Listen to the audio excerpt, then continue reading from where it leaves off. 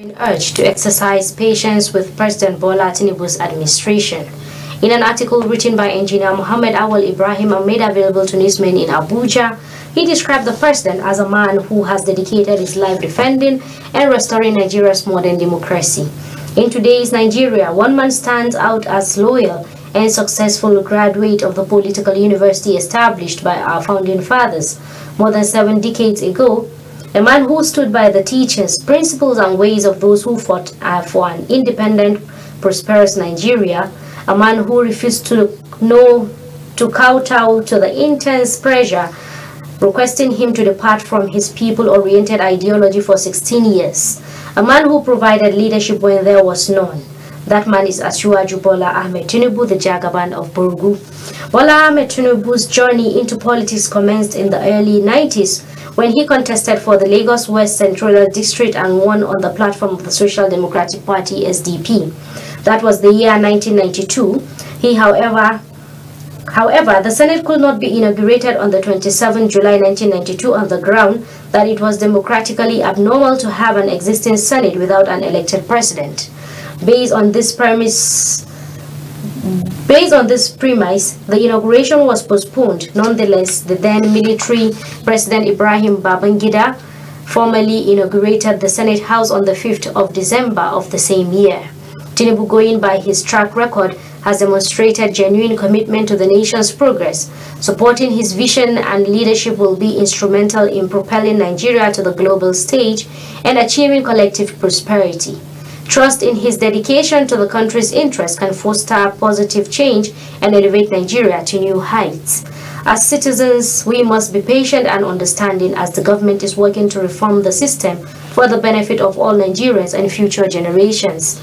It is important for Nigerians to rise up against those who have no good intentions for the country, noting that constructive criticism is necessary to hold the leaders accountable, but it must be done with patriotism and genuine desire for progress.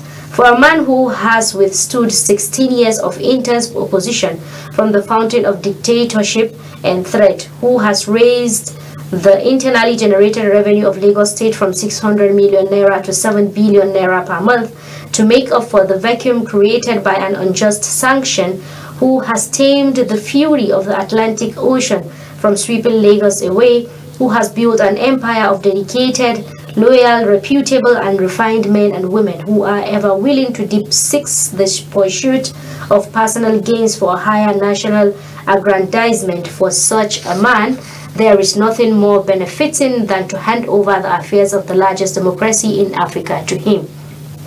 Conclusively, President Bola Ahmed Tinubu is a true Democrat who has shown a deep passion for Nigeria's growth since his early days in politics.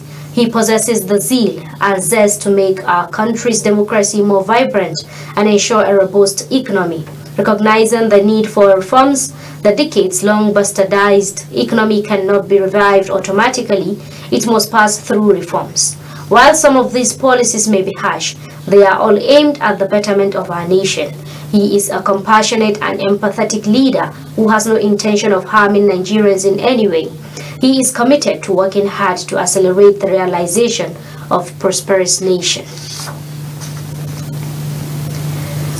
On foreign news, Sweden says it has resumed aid to the cash-strapped United Nations Agency for Palestinians with an initial disbursement of $20 million. The UN Relief and Works Agency of Palestinian Refugees in the Near East, UNRWA, the main humanitarian agency in Gaza, faced an unprecedented funding crisis after its major international donors, led by the United States, cut its funding over terror allegations.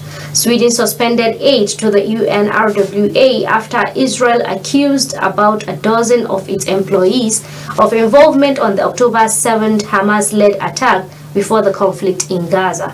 Sweden said today that the government has allocated 400 million RON to UNRWA for the year 2024. Today's decision concerns a first payment of 200 million kroner, that is $19.4.